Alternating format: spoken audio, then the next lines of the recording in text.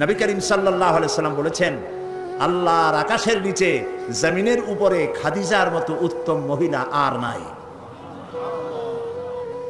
হযরত আয়েশা বলেন, নবীজি একদিন এক রাতে আমার কাছে ঘুমানো ছিলেন। আমি ঘুম থেকে জেগে দেখি নবীজি নাই।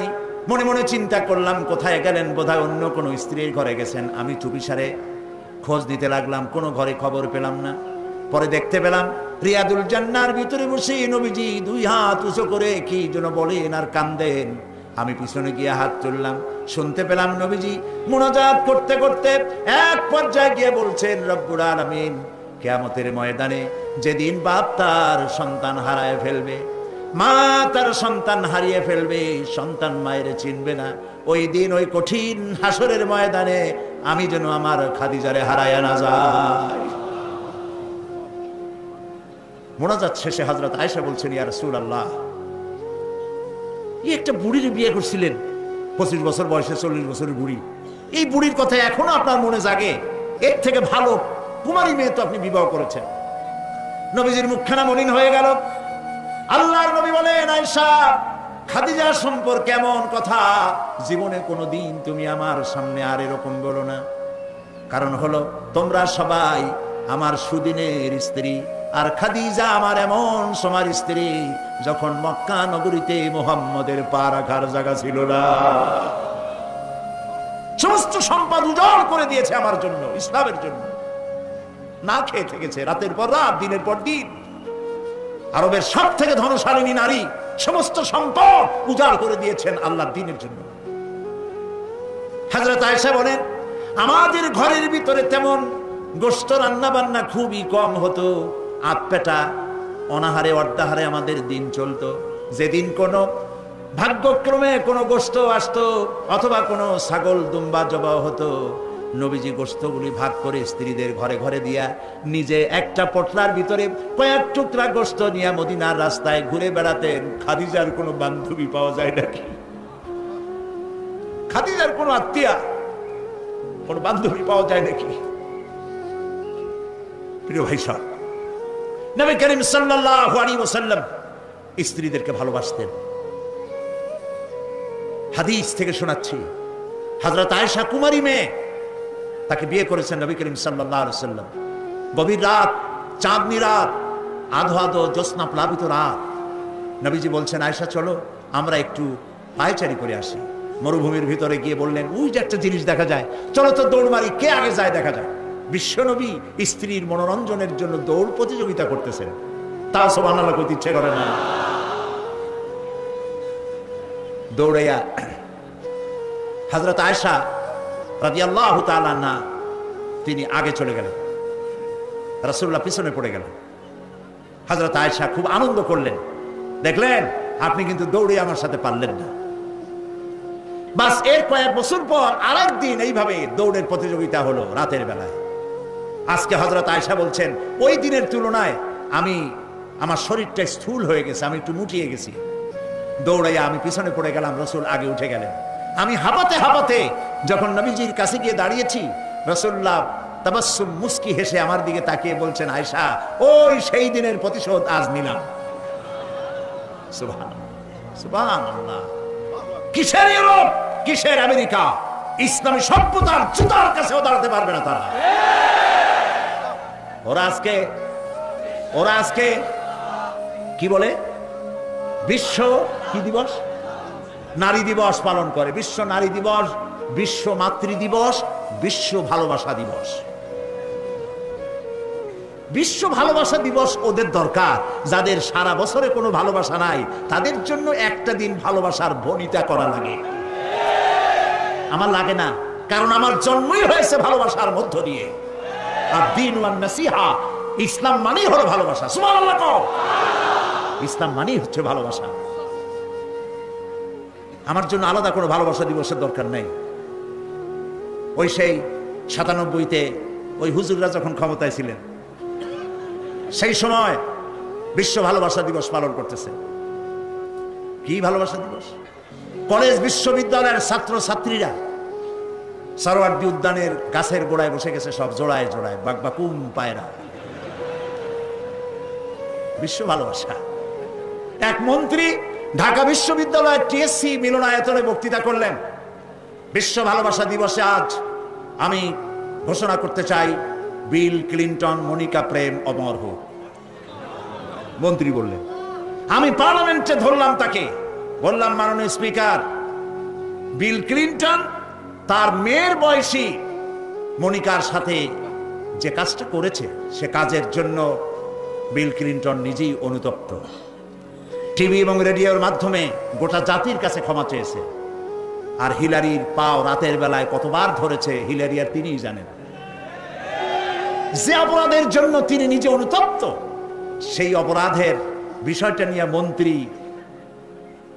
একটা মন্ত্রী কতটা চারিত্রিক দিক থেকে হীনমন্য হলে ছাত্রছাত্রীর সামনে বলতে পারে বিল ক্লিনটন মনিকা প্রেম অমর হোক। বললাম, মাননীয় স্পিকার, একদিকে নাসুনে বুড়ি, আরো যদি পায় ঢোলের বাড়ি, তাহলে অবস্থাটা কোথায় গিয়ে দাঁড়ায়? আমার দেশে, মুসলমানদের দেশে বিশ্ব ভালোবাসা দিবসের কোনো প্রয়োজন নাই। বিশ্ব নারী দিবস পালন করা, বিশ্ব কন্যা দিবস পালন করা ওদের দরকার, যার দেশে নারীর কোনো মর্যাদা নাই, যেখানে কন্যার কোনো মর্যাদা নাই, যেখানে মাতৃত্বের পিতৃত্বের মর্যাদা নাই, সেখানে প্রয়োজন। আমার দেশে প্রয়োজন নাই। দিবস পালন করতে করতে এখন কিসব দিবস পালন করতেছে। কালকের পত্রিকায় দেখলাম বিশ্ব পায়খানা দিবস। আমি জানি না আপনারা বিশ্বাস করবেন কিনা, আমার নিজের চোখ দিয়ে দেখছি। পত্রিকাটার নাম আমি নিলাম না, এটা জঘন্য পত্রিকা, এখন বুঝে নিতে পারে। বিশ্ব পায়খানা দিবস, নওজুবিল্লাহ, মানে তালাশ করে পায় না, করবে কি? এরপরে দেখলাম ঢাকায় দেওয়ালে লেখা বিশ্ব চিন্তা দিবস। তো বিশ্ব চিন্তা দিবসের এটার থিমটা কি, করবেটা কি? তো যারা আয়োজক তারা বলল যে আমরা ওই বিশ্ব চিন্তা দিবসে রাস্তার মোড়ে মোড়ে বসে চিন্তা করব যে আদৌ কোনো ব্যাপারে আমরা চিন্তা করতেছি কিনা। নওজুবিল্লাহ, পাগল কি গাছে ধরে? প্রিয় ভাই সব, আল্লাহ রাব্বুল আলামিন নারীর অধিকার দিয়েছে, কোরআন দিয়েছে, হাদিস দিয়েছে। বুক ভরে বলেন আলহামদুলিল্লাহ। প্রিয় ভাই সব, ইসলাম দিয়েছে নারীর অধিকার। রাসূলুল্লাহ বলছেন, আদ-দুনিয়া কুল্লুহা মাতাউন ওয়া খায়রুল মাতাইদ দুনিয়া ইমরাতুস সালিহা। এই পৃথিবীর সব কিছু হলো সম্পদ, তার মধ্যে শ্রেষ্ঠ সম্পদ হচ্ছে সালেহা, নেককারিনী, সতীসাধ্যী নারী। আলহামদুলিল্লাহ বললাম। আল্লাহর নবী বলেন, আমার কাছে তিনটি জিনিস প্রিয়, নামাজ আমার কাছে প্রিয়, সুগন্ধ আমার কাছে প্রিয়, আর স্ত্রী আমার কাছে প্রিয়। সুবহানাল্লাহ, এই তিনটি জিনিস আমার কাছে প্রিয়। আপনার স্ত্রীকে আপনি তো এই জন্য তাকে সম্মান করবেন, ভালোবাসবেন, অনেক কারণ আছে। একটা কারণ তো এই, যেই রাস্তা দিয়ে আপনি জাহান্নামে যেতেন, সেই রাস্তায় আপনার স্ত্রী প্রহরীর মতো রাত দিন দাঁড়িয়ে আছে, সেখানে ব্যাখ্যা দেওয়ার কোনো প্রয়োজন নেই। সুতরাং আপনার স্ত্রীকে আপনি ভালোবাসবেন এবং তাকে আপনি সম্মান দিবেন। ইসলাম নারীকে অর্থনৈতিক অধিকার দিয়েছে, বলেছে ফাতুহুন্না উজুরাহুন্না ফরিদা, ফরজ রূপী দায়িত্ব হিসাবে মহারণার টাকা আদায় করে দাও। এখন মহারণার টাকা আদায় করা হয় না, এখন বিবাহ মজলিসগুলিতে বলা হয় মহারণা কত? মহারণা হচ্ছে 21,21,101 টাকা, 11,11,101 টাকা। একটা 1 টাকা থাকা লাগবে। কোথায় পাইছেন এটা? একটা 1 টাকা থাকা লাগবে। আর এই যে মহারণা বাঁধা হয়, এই মহারণার টাকা আদায় করা অধিকাংশ ক্ষেত্রে আদায় করা হয় না। কথা ঠিক কিনা? কথা ঠিক কিনা? বরং উল্টা মহারণা আদায় করে নেয়। কারণ বলেন, পাত্রপক্ষ মহারণা আদায় করে নেওয়ার সময় আদায় করার জন্য ঘটক, এগুলোর কি বলে? ঘটক। কোন কোন এলাকায় এদেরকে উচ্চনাক বলা হয়। এদের কাজ হলো পরস্পরের মধ্যে বিবাহ দিতে গিয়ে মিথ্যা কথা বলা, উচ্চনাক। তো এরা বলে যে অমুকের ছেলে অমুকের মেয়ের বিবাহ হবে, ছেলেকে দিতে হবে কি? ছেলেকে দিতে হবে ল্যান্ড ক্রুইজার, ছেলেকে দিতে হবে গুলশানে বাড়ি, 10 লক্ষ টাকা ক্যাশ, মঙ্গল গ্রহে অফিস।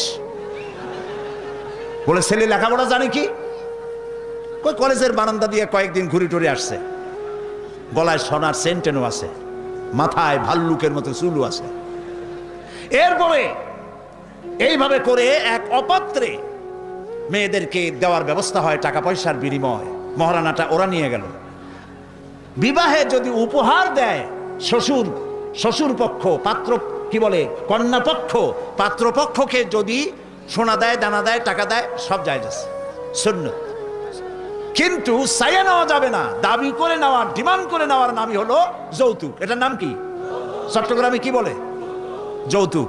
এই যৌতুক হলো শ্বশুরের সাথে এক প্রকারের কৌতুক। এইভাবে করে চাইয়া টাকা আদায় করা হারাম। চাইয়া টাকা আদায় করা কি? আজকের এই বিশাল তাফসীরুল কোরআন মাহফিলে আমি জানতে চাই যে এই যাদের ছেলে আজ পর্যন্ত বিয়ে দেন নাই, বিবাহ দিতে গিয়ে কন্যা পক্ষের কাছ থেকে হারাম চাইয়া যৌতুক আদায় করে ছেলে বিয়ে দিবেন না, এই রকমের লোক ওয়াদা করতে পারবেন না? মনে করবেন এই কথা যে আল্লাহ মাহফিলে আজকে আসলাম কেন? আচ্ছা দেখি তো, যারা ছেলে বিয়ে দেন নাই তারা ওয়াদা করবেন এই কথা বলে যে আমার ছেলে বিবাহ দিতে গিয়ে যৌতুক এক পয়সাও, এক থেকে নিয়ে 1000 কোটি যা হোক, যৌতুক চাইবো না, বিনা যৌতুকে ছেলে বিবাহ দেব। কারা কারা দেবেন? ছেলেওয়ালারা হাত তোলেন তো। ও মাশাআল্লাহ, বাচ্চা পোলাপান হাত উঠেছি কি কামে? তোমরা তো মা ভাও নাই এখন। হাত নামান। জি, ভবিষ্যতে হাত নামান, হাত নামান। আলহামদুলিল্লাহ বলেন।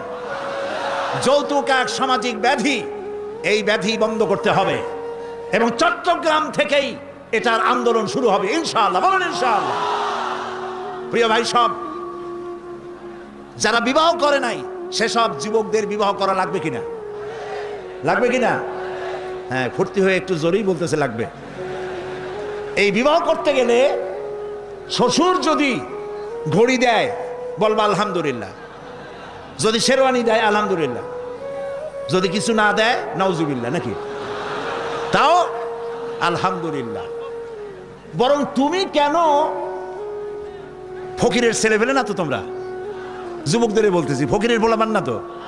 তো বউ ওই কি বলে, যারা বিবাহ করবা সেই শ্বশুর বাড়ির টেলিভিশন না হইলে দেখা যাবে না তুমি কি খয়রাতির পোলা।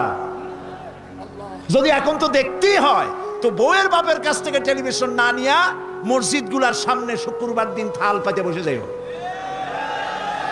তাও কন্যা পক্ষের কাছ থেকে চাইয়া নিবা না। কিছু দিলে আলহামদুলিল্লাহ, না দিলেও বিনা যৌতুকে নিজের পায়ে দাঁড়াইয়া চাকরি করে বিয়ে করবা। চাকরি কামাই রোজগার না করিয়া নিজে বাপের হোটেলে খাও, আরো একজন আনিয়া মেহমান বানাইও না। কাজ করবে, চাকরি করবে, ব্যবসা করবে, তারপরে নিজের টাকা দিয়া, বাপের টাকা দিয়া বিয়ে করিয়া বউরে রানী বানাইয়া ভালোবাসার সিংহাসনে বসাবে, তাকে কোনো কিছু খোটা দিবে না। এটা এই জন্য বলি, বাংলাদেশে একটা কি বলে ওটাকে, যৌতুকের একটা গরু দেওয়া হয় নাই, টেলিভিশন দেওয়া হয় নাই বলে গরুর মতো পিটিয়ে স্ত্রীকে হত্যা করা হয়েছে। হাজারো ঘটনা বাংলাদেশে আছে। বিনা যৌতুকে বিয়ে করবে যে সব বীর তরুণ চট্টলার যুবকের এবার হাত উঁচু করে দেখা। ও মাশাআল্লাহ, এখন তো দেখা যায় কেউ বিয়ে করে নাই।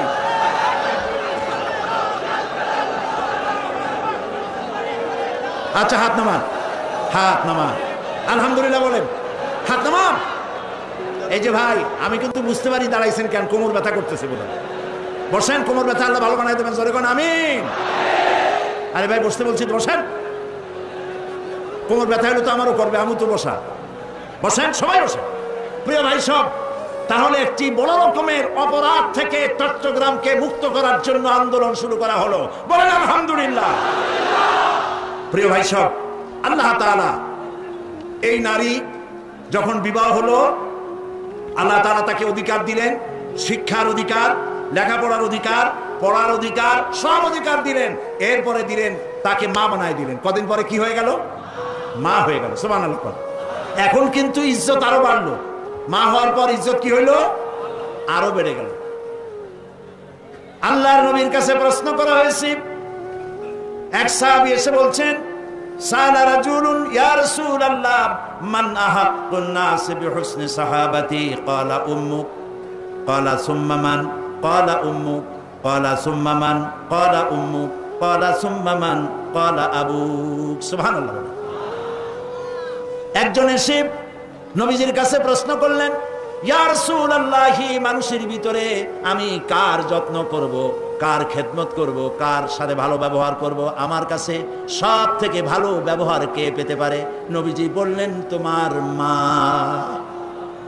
সাহাবী প্রশ্ন করলেন, তারপরে কে?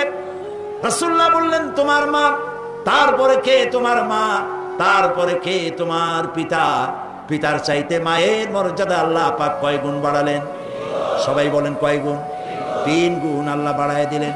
আল্লাহ রাব্বুল আলামিন কোরআনের কারীমের ভিতরে বলেছেন, ওয়া কাদা রাব্বুকা আল্লা তা'বুদু ইল্লা ইয়্যাহু ওয়া বিল ওয়ালিদাইনি ইহসানা।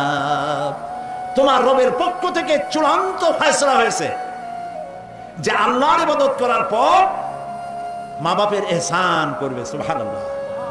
আর আমার দেশের লোকেরা কি করে? লক্ষ্য করতেছেন আপনারা? আল্লাহ বলেন কি আর বান্দারা করে কি? আল্লাহ বলছেন মা বাবার খেদমত করো। আমার ইবাদতের পরে আল্লাহর পরেই স্থান কার? চিল্লায় বলেন। আমাদের লোকেরা বোঝে না, না বুঝা চলে যায় ভালো কোনো খাবার, ভালো কোনো ফল কোন হযরত, কোন পীর সাহেবের দরবারে নিয়ে হাজির করলে, হ্যাঁ দেন, পীর সাহেবকে হাদিয়া দিবেন, দেন, কিন্তু আগে দিবেন মায়ের। আপনার কাছে, সন্তানের কাছে সব থেকে বড় পীর হচ্ছে মা। বলেন সব থেকে বড় পীর কে? মা আর বাবা। মা আর এই দুজন হচ্ছে আপনার কাছে সব থেকে বড় পীর।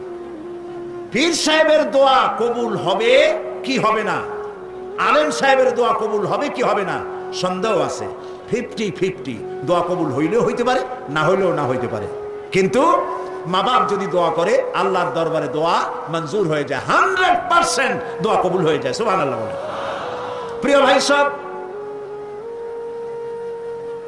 আল্লাহ রাব্বুল আলামিনের নবী বলেন, মা বাবা যখন দোয়া করে সন্তানের জন্য, যখন দোয়া করে, বন্দুক দিয়া গুলি করলে সেই গুলি তার লক্ষ্য বস্তুর কাছে যেতে যত না দেরি হয়, মা বাপের দোয়া বা বদদোয়া আল্লাহর দরবারের থেকে দ্রুত গতিতে চলে যায়। মাকে খাওয়াও। বুড়া মা আছে না? বলেন আছে না? মা যখন বুড়া হয়ে যায়, বউয়ের কথা মতো সন্তান মায়ের সাথে খারাপ ব্যবহার করে, মুখ মলিন করে থাকে, কথা বলে না, আর মনে মনে বলে, প্রকাশ্য বলে, অনেকের সামনে বলে, বুড়ি মরে না কেন? নাউজুবিল্লাহ। বলেন নাউজুবিল্লাহ। তুমি কারে মরতে বলো? কারে মরতে বলো? তোমার মা, তোমার যখন অসুখ হয়েছে, যত্ন করেছি, বুকের সাথে আগলায় ধরেছে, সারা রাত শিয়রে বসে বসে, বিদ্যুৎ ছিল না ঘরে, কেরোসিনের ল্যাম্প জ্বালায়া, চেরাগ জ্বালায়া কোরআন শরীফ তেলাওয়াত করেছে। আর শেষ রাতি 2খানা হাত রব্বুল আলামিনের দরবারে তুলে দিয়ে কেঁদেছে, রব্বুল আলামিন, আমার বাঁচাধনকে আমার জীবনের বিনিময় আল্লাহ তুমি বাঁচাইয়া দাও। যে মা বললেন, আমার জীবনের বিনিময় আমার ছেলে তুমি বাঁচাও, মেয়েরে বাঁচাও, সেই ছেলে বড় হইয়া বইয়ের পাগল হইয়া বলে, বুড়ি মরে না কেন? নাউজুবিল্লাহ, নাউজুবিল্লাহ। মাকে সম্মান করুন, মাকে ভালোবাসুন। আল্লাহ রাব্বুল আলামিন বলেন, ওয়াসাইনাল ইনসানা বিওয়ালিদাইহি ইহসানা হামালাতুহু উম্মুহু কুরহা ওয়া ওয়াদাআতুহু কুরহা ওয়া হামলুহু ওয়া ফিসালুহু 30 শাহরা। আমি সমগ্র মানব গোষ্ঠীকে উপদেশ দিচ্ছি, তোমরা তোমাদের ওসিয়ত করছি, তোমরা তোমাদের মা বাপকে সম্মান করো। তোমার মা তোমাকে গর্ভধারণ করেছে অত্যন্ত কষ্টের সাথে, ডেলিভারি করেছে অত্যন্ত কষ্টের সাথে, আর 30টা মাস বুকের দুধ দিয়ে তোমারে মানুষ করছে। সুবহানাল্লাহ, সুবহানাল্লাহ। প্রিয় ভাই সব, মা বাপ যদি হাত তোলে, চোখ দিয়া পানি পড়ে, দোয়া কবুল হয়ে যাবে। সুবহানাল্লাহ। এই যে হযরত বাইজিদ বুস্তামি রহমাতুল্লাহ আলাইহির এই দরগায় আপনারা যান, হযরত বাইজিদ বুস্তামি যখন ছোট্ট ছিলেন, তার মা অসুস্থ, গভীর রাত্রে মা জেগে বলছে, বাবা আমি তো পানির পিপাসায় শেষ হয়ে যাচ্ছি, একটু পানি পান করাও। বাচ্চা দেখলেন ঘরের মধ্যে পানি নাই, বাইরে কোথাও থেকে পানি জোগাড় করলেন, এসে দেখেন মা ঘুমায় গেছে। শীতের রাত, বাচ্চা দাঁড়ায় আছে পানি নিয়ে। ফজরের সময় মায়ের ঘুম ভেঙেছে, তাকিয়ে দেখে বাইজিদ দাঁড়ানো। বাইজিদ তুমি দাঁড়ানো কেন? কাঁপতেছো কেন? ছেলে বলছে, মা আপনি পানি চাইছিলেন। তা পানি চাইছিলাম, তা কি হয়েছে? তা আমি তো ঘরে পানি পাইনি, দূরে গিয়ে পানি আনছি, আনি দেখে আপনি ঘুমাই গেছেন, আমারই উঠাও নাই কেন? আপনার ঘুমের ক্ষতি হবে। তা তুমি নিজে ঘুমাও নাই কেন?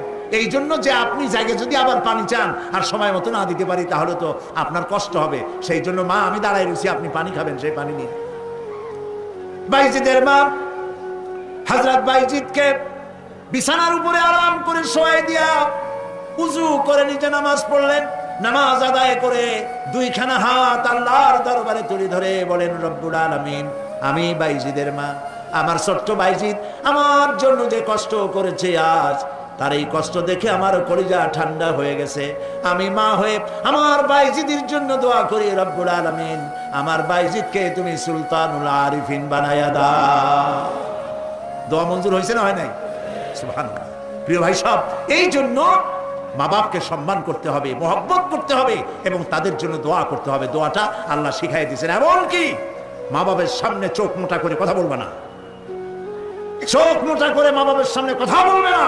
আল্লাহ ইচ্ছা করলে চোখ অন্ধ করে দিতে পারে। পীরের সামনে যত গিয়ে মহব্বত করে ঘাড় কাট করে বসো, তোমার বড় পীর, তোমার মা, তোমার বাবা, তাদেরকে শ্রদ্ধা করো, সম্মান করো, কলজা দিয়ে মহব্বত করো। মা বাপকে একটা কথা বিশ্বাস করুন, মনে রাখেন, মা বাপকে যে যত বেশি সম্মান করবে, মহব্বত করবে, মর্যাদা দেবে, তার জীবনে সম্মানের আর রুজির কোনো অভাব হবে না, হবে না, হবে না। আল্লাহ তাআলা বাড়ায় দেবেন। সুবহানাল্লাহ। আল্লাহ দোয়া শিখাই দিচ্ছেন, বান্দারে মা বাবার সামনে শক্ত করে কথা কইস না, ওয়াকুল লাহুমা কাওলান কারীমা, মা বাবার সাথে সম্মান সূচক কথা বলো আর আমার কাছে দোয়া করো। কি বলে?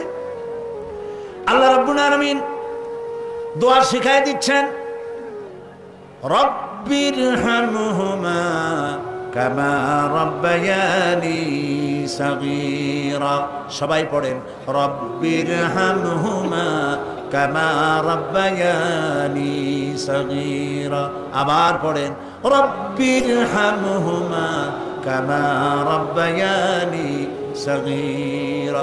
আল্লাহ তাআলা শিখাই দিলেন, বান্দারে দোয়া কর, আয় আমার রব, আমার মা বাপ আমাকে যেমন ছোটবেলায় স্নেহের করে লালন পালন করেছে, মাবুদ গো, তুমি আমার মা বাপকে সেইভাবে তোমার রহমত করে লালন পালন করো। আল্লাহ দোয়া শিখাই দিচ্ছেন। এই দোয়া প্রত্যেক নামাজের পর আপনারা পড়বেন। মনে থাকবে ভাই? জোরে বলেন, মনে থাকবে? আল্লাহ যেন আমাদেরকে মনে রাখান, আমরা বলি আমিন। প্রিয় ভাই সব, মা হিসাবে আল্লাহ তাআলা এই মর্যাদা বৃদ্ধি করে দিলেন। নারীর তিনটা স্তর বললাম, কন্যা, বধূ, মাতা। তিন স্তরে ইসলাম যে মর্যাদা দিয়েছে, এর থেকে বেশি মর্যাদা পৃথিবীতে কেউ দিতে পারে নাই। এখন এই নারীদেরকে যাদের এত মর্যাদা আল্লাহ দিলেন, মর্যাদা তো এত বাড়াই দিলেন, সন্তানের জান্নাত মায়ের পায়ের তলে ঢুকাই দিলেন। সুবহানাল্লাহ, সুবহানাল্লাহ বলবেন না? মেয়ে লোকের মায়ের পায়ের তলে তার সন্তানের বেহেশত আল্লাহ ঢুকাই দিলেন। সম্মান করো, মর্যাদা করো। যারা মা বাবার সাথে বেয়াদবি করছো, আজকের রাতে মায়ের কাছে গিয়ে, বাপের কাছে গিয়ে পাও দুটো জড়ায় ধরো আর বলো, আব্বা, আম্মা, আমি তো ভুল করছি, বেয়াদবি করছি, বুঝি নাই, আল্লাহর রাস্তায় আমারে মাফ করে দেন। মাফ করে দেবে না? দিবে। মা বাবার চাইতে সন্তানের জন্য কল্যাণকামী কে আছে? বল কথা মতো খবরদার কখনো মা বাবার সাথে নাফরমানি করবেন না। মনে থাকবে? মনে থাকবে? আল্লাহ তাআলা মনে রাখার তৌফিক দিক, আমরা বলি আমিন। প্রিয় ভাই সব, এই নারীকে সম্মান দিয়ে আল্লাহ তাআলা বলেছেন নারীরা যেন পর্দায় থাকে। কুল লিল মুমিনাতি ইয়াগদুদনা মিন আবসারিহিন। মেয়ে লোকদেরকে বলা হয়েছে, মুমিনা নারী, তোমরা তোমাদের চক্ষুকে পরপুরুষ থেকে নিম্নগামী করে রাখো। ওয়া ইয়াহফাজনা ফুরুজাহুন্না, আর তোমাদের যৌনাঙ্গ সমূহ এগুলিকে তোমরা হেফাজতে রাখো, এগুলি লজ্জাস্থান সমূহ হেফাজতে রাখো, যা মানুষকে দেখিও না। ওয়াকারনা ফি বুয়ুতিকুন্না ওয়ালা তাবাররাজনা তাবাররুজাল জাহিলিয়াতিল উলা, আর তোমরা তোমাদের ঘরের মধ্যে থাকো। ওই জাহিলিয়াতের যুগে যে ধরনের সাজসজ্জা করে রাস্তায় বেরোতো, ঠাক ঠামক করতো, রূপচর্চা করতো মানুষের সামনে, পরপুরুষের সামনে, জাহিলি যুগের মতো তোমরা বেরিও না। কে বলতেছেন? আল্লাহ বলতেছেন, আল্লাহ পাক বলছেন, ওয়াকারনা ফি বুয়ুতিকুন্না, ঘরের মধ্যে থাকো। এই ঘরের মধ্যে থাকার অর্থ কিন্তু এই নয় যে ঘরের মধ্যে পড়ে থাকো, লেখাপড়া করো না, চাকরি বাকরি করো না, এটা কিন্তু নয়। বরং নবী করিম সাল্লাল্লাহু আলাইহি সাল্লামের যুগে মহিলা সাহাবীরা ব্যবসা করেছেন। কেউ আতরের ব্যবসা করেছেন, কেউ ফলের ব্যবসা করেছেন, কেউ খেজুরের ব্যবসা করেছেন। এবং এই মহিলারা নার্সের দায়িত্ব পালন করেছেন, যুদ্ধাহত সৈন্যদেরকে নার্সিং করেছেন, যুদ্ধের ময়দানেও তারা কাজ করেছেন। কাজী ঘরের মধ্যে থাকো তার অর্থ হলো ঘরের মধ্যে যে পরিবেশটা থাকে পর্দার পরিবেশ, যখন বাইরে যাবে তখনও এই পর্দার পরিবেশটা নিয়ে যাবে। যখন বাইরে যাবে বোরখাটা পরে যাইও, বোরখাটা পরলে ওটা একটা ঘরের মতো, বোরখার দরজাও আছে জানালাও আছে, আছে না? যেখানে সুযোগ আছে জানলা খুলে দেন, মুখের কাপড়টা উঠাইয়া দেখেন যেখানে সুযোগ আছে, আর যেখানে সুযোগ নাই জানলা বন্ধ করে দেন, ঠিক না? এই বোরখা পরতে বলা হয়েছে, বোরখা পরে চলবেন। এই বোরখাটা একটা নিয়ামত। বাংলাদেশ নিয়ে কথা বলি, এই বাংলাদেশে আজ পর্যন্ত যত নারীর মুখে অ্যাসিড পড়েছে, একটা দৃষ্টান্ত চাই। আপনারা বলেন আমাকে যে বোরখা পরা একটা মেয়ে লোকের মুখে অ্যাসিড পড়েছে, প্রমাণ দেন। পারবেন প্রমাণ দিতে? পারবেন? কেন পারবেন না বলেন? কারণটা কি? কারণ হলো এই মেয়ে লোকটা যখন বোরখা পরলো সে আল্লাহর হুকুম পালন করলো। কার হুকুম পালন করেছে? আর তখন আল্লাহর দায়িত্ব হয়েছে নারীর সতীত্বের এবং তার শরীরের হেফাজতের দায়িত্ব নেওয়া। এই জন্য বোরখা পরা নারীর মুখে অ্যাসিড পড়ে না। মা বোনেরা যারা আজকে রাস্তায় বসে, প্যান্ডেলে বসে, বিভিন্ন জায়গায় বসে, বাড়িতে বসে আমার কথা শুনছেন, আমি মা বোনদেরকে বিনীতভাবে আরজ করি, যখন আপনি বোরখা ছেড়ে, যে সব মেয়েরা রূপচর্চা করে চুল পিছনে ছেড়ে দিয়ে লিপস্টিক লাগায় রূপচর্চা করে যখন কোনো দোকানে যায়, তখন দোকানের সেলসম্যান বলে, ভাবি আসেন আসেন, এই শাড়িটা পরলে আপনার দারুণ মানাবে। আরে শয়তান, শাড়ি বদলে মানাবে কিনা তার স্বামী বলবে তুই কেনা। এখন দোকানদার যদি ভাবি বলে তাতে কি মর্যাদা বাড়ে? বাড়ে না। আপনি দেখেন বোরখা পরেন, চাদর পরেন, দোকানে যান, দোকানি বলবে খালাম্মা, সাসিয়াম্মা বসেন বসেন, সম্মান করে বসতে দেবে এবং আপনার সামনে কাপড়গুলি খুলে ধরবে যেটা আপনার প্রয়োজন নেবেন। তাহলে বোরখা কি সম্মান কমায় না বাড়ায়? কমায় না বাড়ায়? মা বোনেরা বোরখা পড়ুন, চাদর পড়ুন। আপনার মেয়ে কলেজ গোয়িং, ইউনিভার্সিটি গোয়িং যেসব বয়সপ্রাপ্ত মেয়ে আছে, আল্লাহ কোরআনে বলেছেন এমন একটা চাদর পরো যেই চাদরটা পরলে পরে মাথাটা, বুকটা, গলাটা ঢাকা হয়ে যায়, এমন একটা চাদর পরো। এই চাদর পরা মুসলমানদের জন্য ফরজ। মুসলমানদের জন্য কি? আজ ফ্রান্সের প্রেসিডেন্ট জ্যাক শিরাক, এই জ্যাক শিরাক এক বিরাট সাংঘাতিক একটা বাজে কাজ করেছে। তিনি তার দেশে কলেজে, বিশ্ববিদ্যালয়গুলোতে মুসলিম মহিলাদের মুখে চাদর পরা, হিজাব পরা নিষিদ্ধ ঘোষণা করেছে। আমরা আজকে চট্টগ্রাম তাফসীরুল কোরআন মাহফিলের লক্ষ লক্ষ মানুষের উপস্থিতিতে বাংলাদেশের কণ্ঠ বাতাসে মিশিয়ে দিচ্ছি। পত্রিকার মাধ্যমে যদি সাংবাদিকরা পৌঁছাতে পারেন ভালোই হবে। অনেক ভালো ভালো সাংবাদিক আছে যারা মাহফিল এখানের মধ্যে সীমাবদ্ধ থাকে না, তাদের লেখার মাধ্যমে এই চট্টগ্রাম তাফসীরের মাহফিল ছড়িয়ে যায় গোটা বাংলাদেশ তথা বিশ্বের বিভিন্ন জায়গায়। ওই সব সাংবাদিকদেরকে ধন্যবাদ জানাই আর প্রাণ খুলে দোয়া করি, আল্লাহ এদের কলমকে আরো শানিত বানিয়ে দাও। আপনারা আমাদের কথা লেখেন। আমরা জ্যাক শিরাককে বলছি, আপনি যে কাজটি করতেছেন, এটা আপনি প্রেসিডেন্ট হয়ে, ইউরোপের একটি বড় রকমের রাষ্ট্রের প্রেসিডেন্ট হয়ে মানবাধিকার লঙ্ঘন করেছেন। মুসলমানদের পর্দা বন্ধ করার কোন ইখতিয়ার আপনার নয়, যেমন আপনার ইখতিয়ার নাই কোন পাদ্রীর লম্বা জামা অথবা ক্রসকে নামিয়ে ফেলার জন্য। আপনি বলতে পারেন, পারে বলতে? রবিবার দিন গির্জায় যেতে বন্ধ করতে পারেন? রবিবার দিন গির্জায় যাওয়া যেমন তার ধর্মীয় কাজ, গলার ভিতরে ক্রস লাগানো যেমন তার ধর্মীয় কাজ, আমার মুসলমান মেয়েদের পর্দা করা, হিজাব করা তেমন আল্লাহর নির্দেশিত কাজ। আমরা গোটা বাংলাদেশের পক্ষ থেকে, এই মাহফিলের পক্ষ থেকে জ্যাক শিরাককে নিন্দা জানাই এই কাজের জন্য। আমরা আহ্বান জানাবো, পৃথিবীর মধ্যে কোন রাষ্ট্র যা করে নাই, আপনি সেই খারাপ দৃষ্টান্ত করে আপনার কপালকে খারাপ করবেন না। প্রিয় ভাই সব, নারীর জন্য আল্লাহ পর্দা করেছেন, আর এই পর্দা হলো তাদের জন্য নিয়ামত। সেই নিয়ামত তারা ধারণ করবেন, আল্লাহ তাহলে সন্তানগুলো ভালো বানাই দিবেন। কোন আলহামদুলিল্লাহ বলেন? আলহামদুলিল্লাহ। আচ্ছা বলেন, মৃগনাভি কস্তুরী ছাগলের পেটে হয় না হরিণের পেটে হয়? হরিণের পেটে হয়। হরিণ থাকে কোথায়? গাছের মধ্যে পর্দার আড়ালে। ছাগল থাকে কোথায়? মাঠে ঘাটে, পথে ঘাটে, যেখানে সেখানে। কাজে ছাগলের মৃগনাভি তো ভালো, দড়ি ধরলেও গোসল ওয়াজিব হয়ে যায়, দুর্গন্ধের ঠেলা। আর জঙ্গলের ভিতরে হরিণ থাকে, মৃগনাভি কস্তুরী আল্লাহ দান করেন, যার সুগন্ধ এখানে নাড়া দিলে সারা মাহফিল বিমোহিত হয়ে যাবে। আল্লাহ নিয়ামত পর্দায় থাকে। নারীদেরকে আল্লাহ পর্দায় থাকতে বলেছেন। এই পর্দায় থাকলে পরে কস্তুরী সম সন্তান আল্লাহ দান করবে। আর যদি পর্দায় না থাকেন, যে সন্তান হবে হবে মিস্টার বল্টু বাবু। মন্টু মিয়া ভয়ের চোটে মানুষ অস্থির, তার চোখ গর্তের ভিতরে কি খাইছে, চোখ গেছে গর্তের মধ্যে, 2 কেজি চাউল বাবা যায় 2 চোখে, চুল মাথা দিয়ে ঝুলানো, প্যান্ট পরছে, সে প্যান্ট পরা অবস্থায় সেলাই করছে না কেমনে করছে আল্লাহ জানে, জুতার মধ্যে এত বড় বড় লোহা বটন লাগানো, গলায় এত বড় মোটা সেট, জাহান্নামের আগেই সালাসিলা ওয়া আগলালান ওয়া সাইরা, জাহান্নামের শিকল আগেই পড়ছে গলায়। রাস্তায় মানুষে দেখে আর বাপ বাপ করে পলাইতে থাকে, বলতে থাকে আল্লাহ এই শয়তানের গজব দাও, এই শয়তানের যে মায় পেটে রাখছে তার কলেরা দাও, আর বাপের বসন্ত দাও। আর ছেলে যদি ভালো হয় মানুষ দোয়া করে, আরে এই ছেলেটা এত ভালো, আল্লাহ এই ছেলেটির প্রতি রহম করো, এই ছেলের যে মায় পেটে রাখছে সে মায়ের রহম করো, ওর বাপের রহম করো। সুবহানাল্লাহ। নেক সন্তান পাওয়ার জন্য পর্দায় থাকা আপনার জন্য জরুরি। মা বোনেরা পর্দায় থাকুন এবং নিজের সৌন্দর্য পরপুরুষকে দেখাবেন না। আপনার সৌন্দর্য আপনার পিতার জন্য নয়, ভাইয়ের জন্য নয়, ছেলের জন্য নয়, কারোর জন্য নয়, শুধুমাত্র একমাত্র কেবলমাত্র স্বামীর জন্য।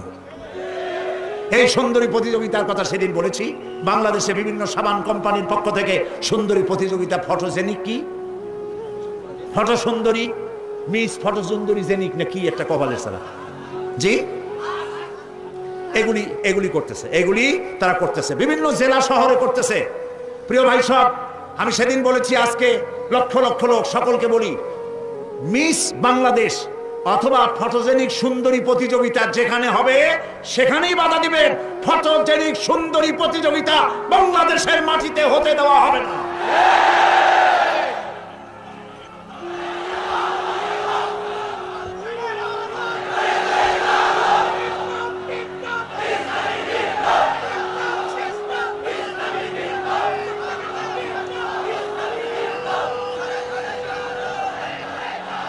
তারা একটু একটু করে আগাচ্ছে, আমরা সহ্য করি, কদ্দুর দেখাচ্ছে। আপনারা যদি কথা না বলেন তাহলে এরপরে মিস বাংলাদেশ শুরু হবে। মিস বাংলাদেশ এখনো করতে পারে নাই, সাহস পায় নাই, এখন ছোট্ট ছোট্ট করে করতেছে, এরপরে মিস বাংলাদেশ করবে। নির্লজ্জ যারা নারীর সৌন্দর্য প্রতিযোগিতা যারা করে, যারা বিচারক, নারীর সৌন্দর্যের, শরীরের অঙ্গ প্রত্যঙ্গের মাপ নিয়ে সৌন্দর্যের বিচার যারা করে, শয়তানের চাইতেও নিকৃষ্ট তারা, লম্পট, লজ্জা। আমাদের দেশকে কোন অবস্থাতেই আমরা অশ্লীলতার পথে ধাবিত হতে দিতে পারি না। আমি সেদিনও বলেছি, এই রোগ তাড়াতে গিয়ে যুবকদেরকে জেনার দিকে আকৃষ্ট করা হচ্ছে। একটা সাইনবোর্ড লাগাইছে, যৌন রোগে টেনশন নাই, কি জানি লইলে, হ্যাঁ নাউজুবিল্লাহ বলেন। এটা কেমন কথা?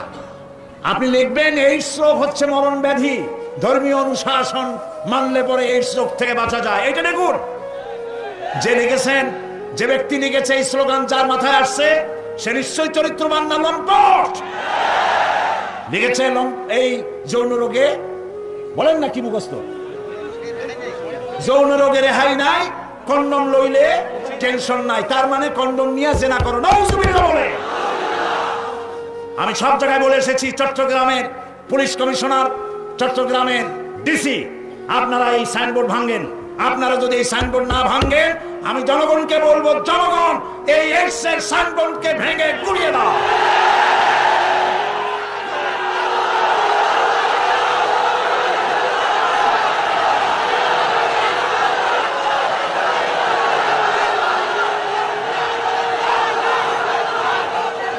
প্রিয় ভাই সব,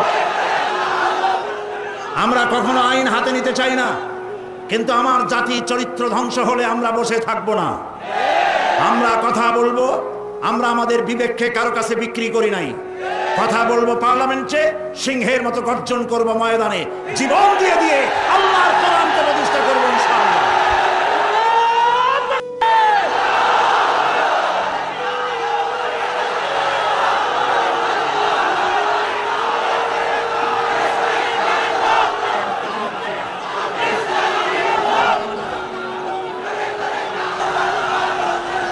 প্রিয় ভাই সব, আমরা কখনো আইন হাতে নিতে চাই না, কিন্তু আমার জাতির চরিত্র ধ্বংস হলে আমরা বসে থাকবো না। আমরা কথা বলবো, আমরা আমাদের বিবেককে কারো কাছে বিক্রি করি নাই। কথা বলবো পার্লামেন্টে, সিংহের মতো গর্জন করব ময়দানে, জীবন দিয়ে দিয়ে আল্লাহর কোরআনকে প্রতিষ্ঠা করবো ইনশাআল্লাহ।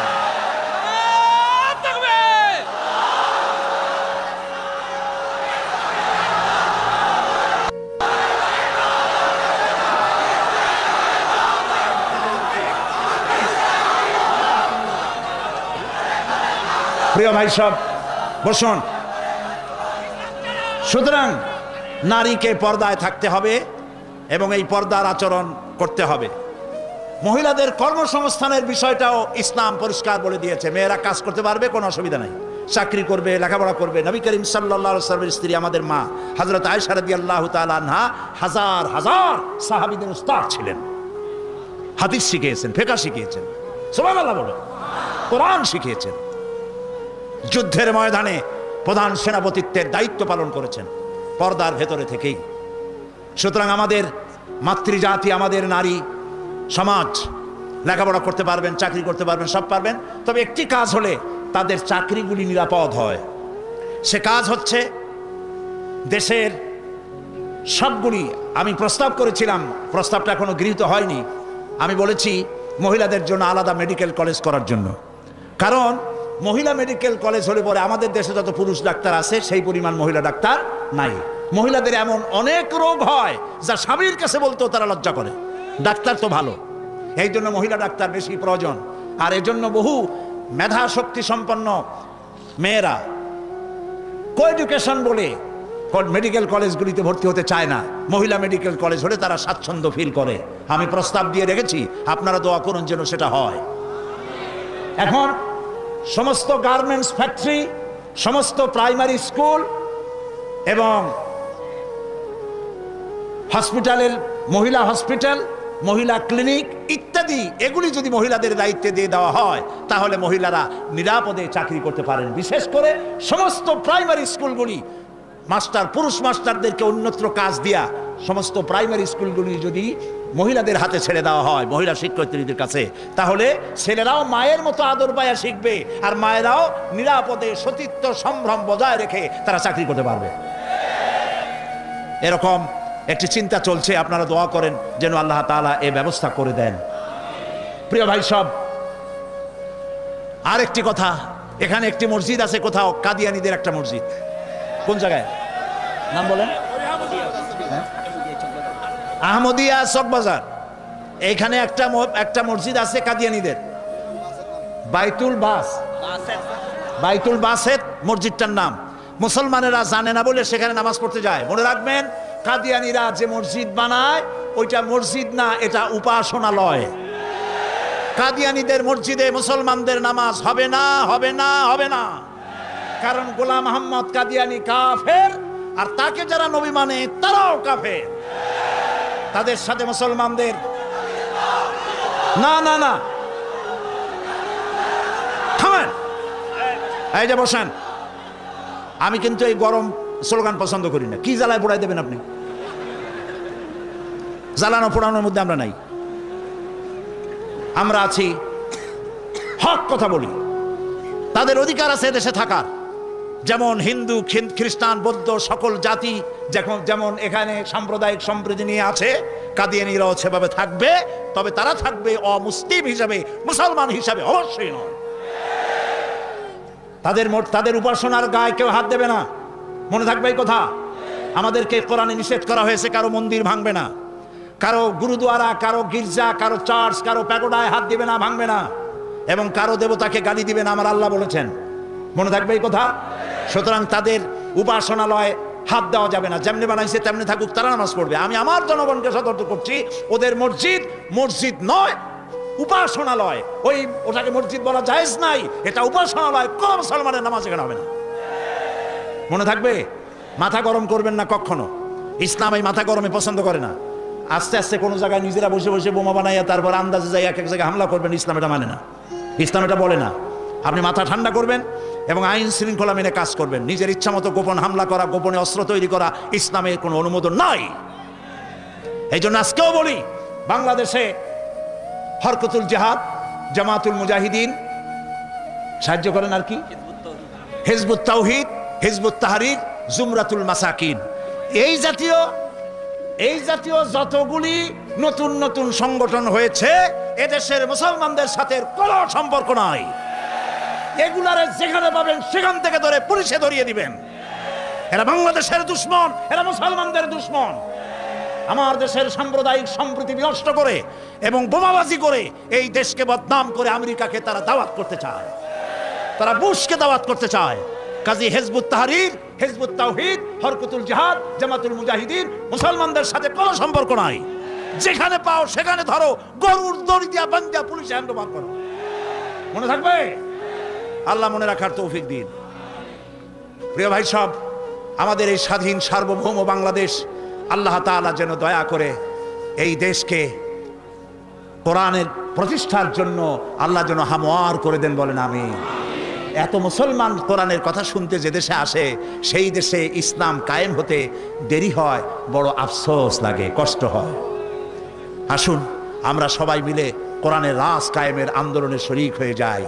আন্দোলন করবেন না, আপনার কোনো দাম নাই। হতে পারেন আপনি বড় মুহাদ্দিস, হতে পারেন আপনি বিশাল চিন্তাবিদ, কিন্তু আন্দোলনের সাথে নাই, আপনার দাম নাই।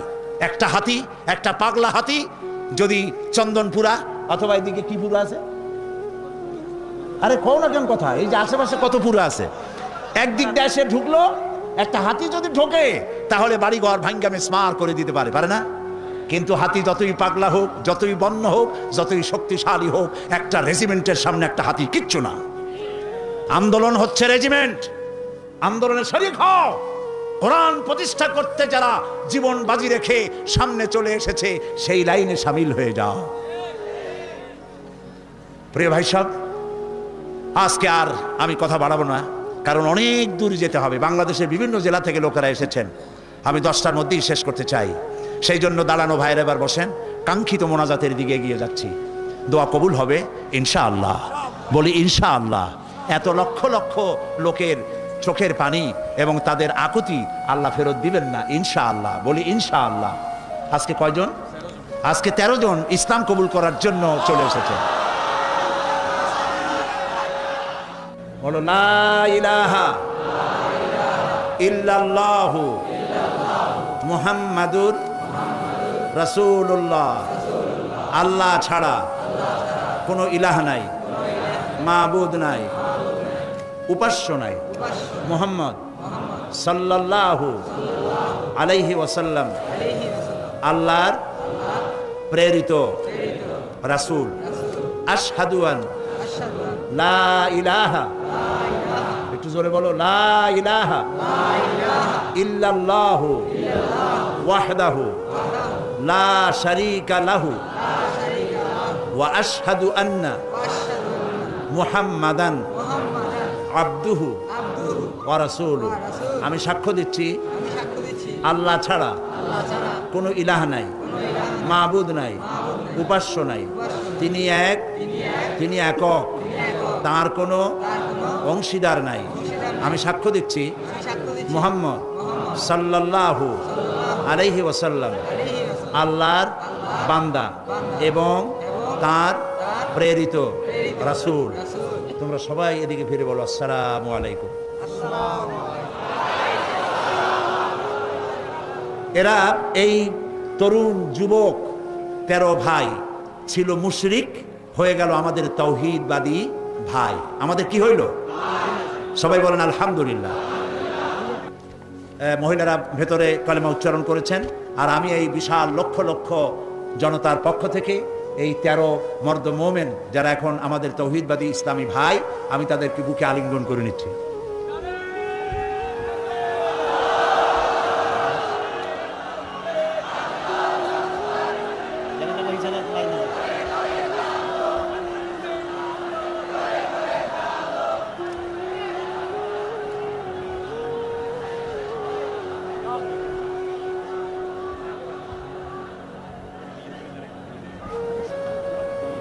মোনাজাতের পূর্বক্ষণে যে কথাটি বলতে চাই, একটু পরেই আমরা এই মিলন মেলা ভেঙে যাবে, যার যার বাড়ির উদ্দেশ্যে মানুষ রওনা করবে।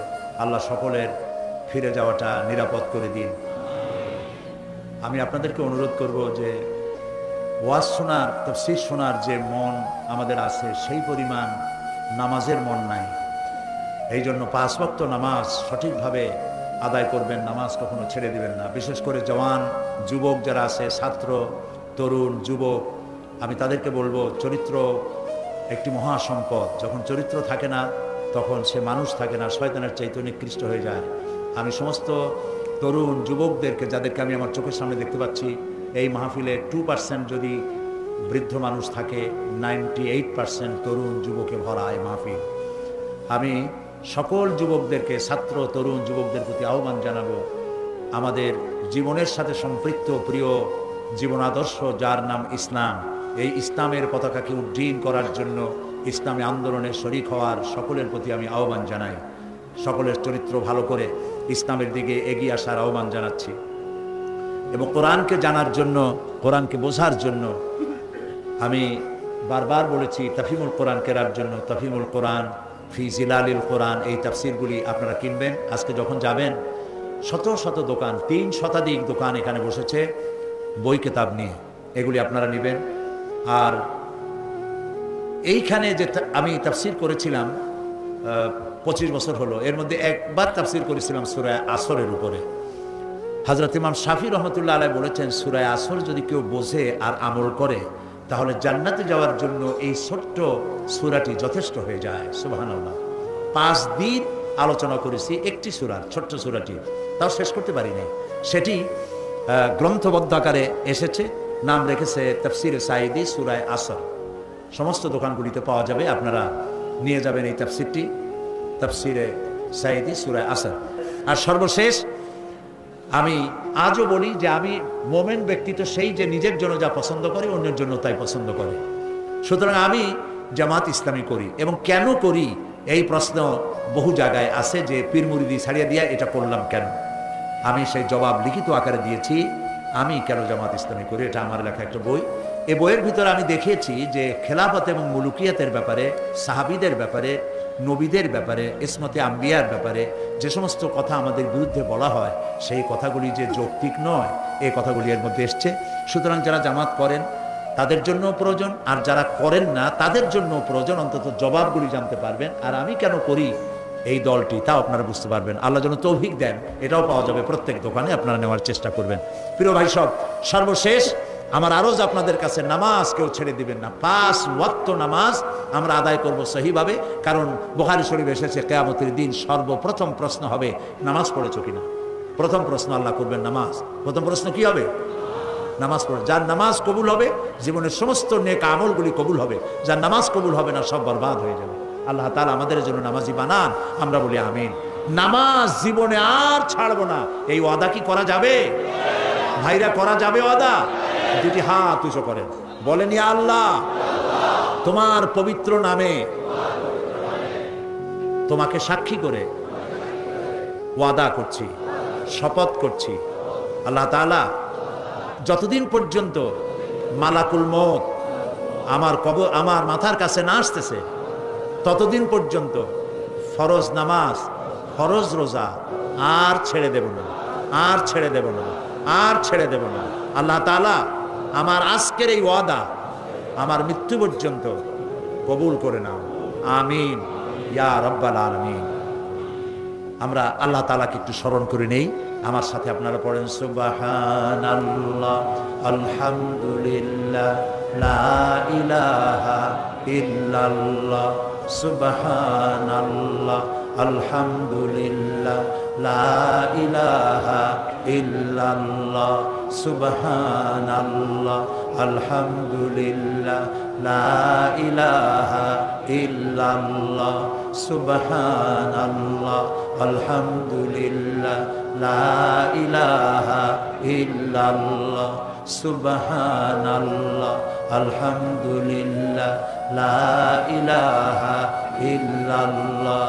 ইয়া আল্লাহ, ইয়া রহমান, ইয়া রহিম, ইয়া হাইয়্যু, ইয়া কাইয়্যুম। সবাই পড়েন ইয়া আল্লাহ, ইয়া রহমান, ইয়া রহিম, ইয়া হাইয়্যু, ইয়া কাইয়্যুম। ইয়া আল্লাহ, ইয়া রহমান, ইয়া রহিম, ইয়া হাইয়্যু, ইয়া কাইয়্যুম। ইয়া আল্লাহ, ইয়া রহমান, ইয়া রহিম, ইয়া হাইয়্যু ইয়া কাইয়্যুম। আল্লাহুম্মা আমিন।